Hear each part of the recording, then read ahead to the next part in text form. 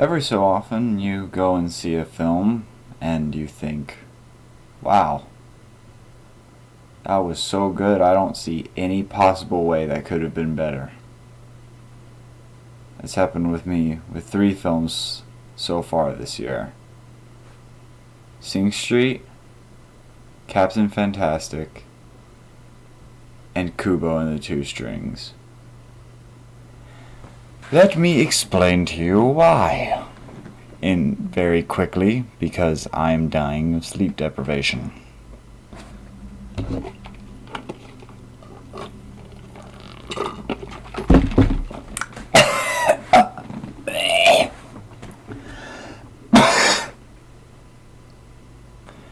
If you're unaware of what Kubo and the Two Strings is, it's a claymation feature based in what I believe is Japanese lore about a boy who has magical powers and can control paper with a guitar, and so can his mom, but she's like not as good.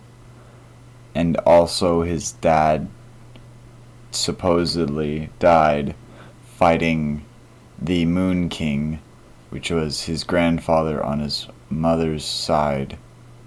It's all kind of hard to explain, like everything going on.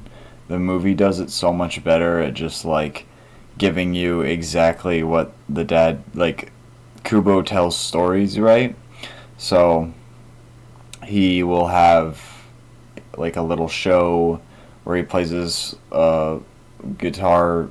I don't know what it's called, Japanese stringed instrument, and the paper will fly around and it tells the story of his dad fighting the Moon Knight, his grandfather.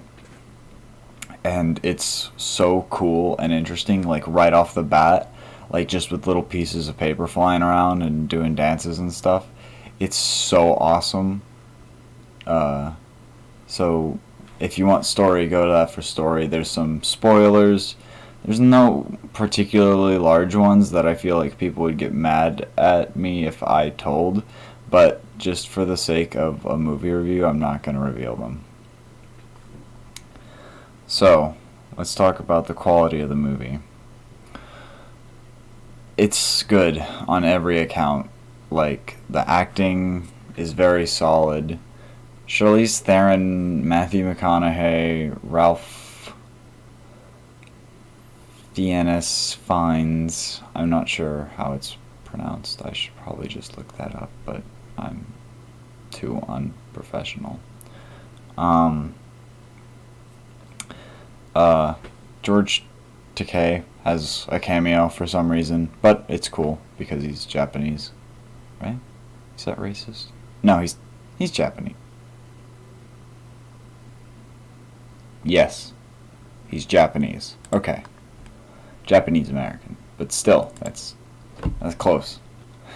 So, going back to the quality of the movie, the acting is really on point.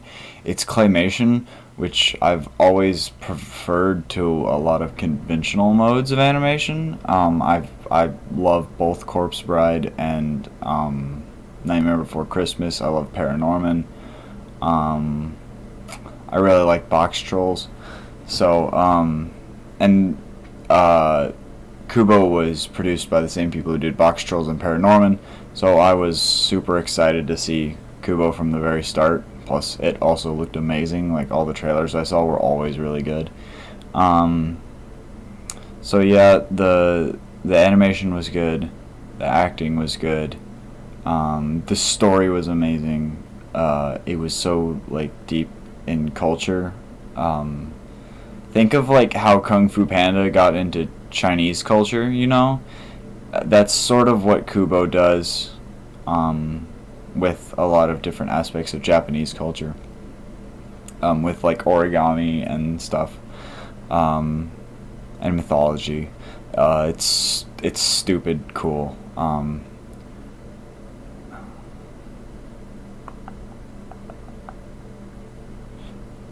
it's hard coming up with things to say about this movie because it's just good on all accounts. Like, I literally can't think of any ways that it could have been improved.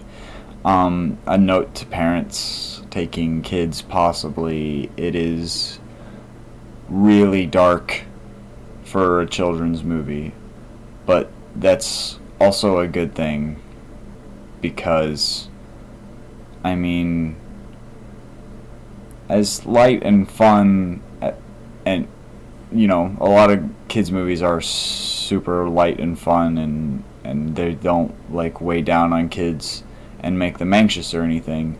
Sometimes it's good to put in a little dark. Sometimes, like, think of like The Lion King, it's like The Lion King but darker.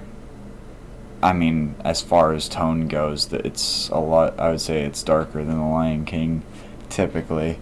It's scary too, but it's, once again, it's kind of good to have like a family-friendly place to sort of instill that fear. If that seems like I'm not crazy, like, you wouldn't let a kid watch a horror movie. You wouldn't let a kid watch like Halloween, but you can instill a similar fear in them to where they still feel safe, by showing them Kubo. I mean, it's exciting for a kid, I mean, as far as they might be creeped out or scared by it, it can still be super exciting for a kid to, feel that rush of oh, that's creepy,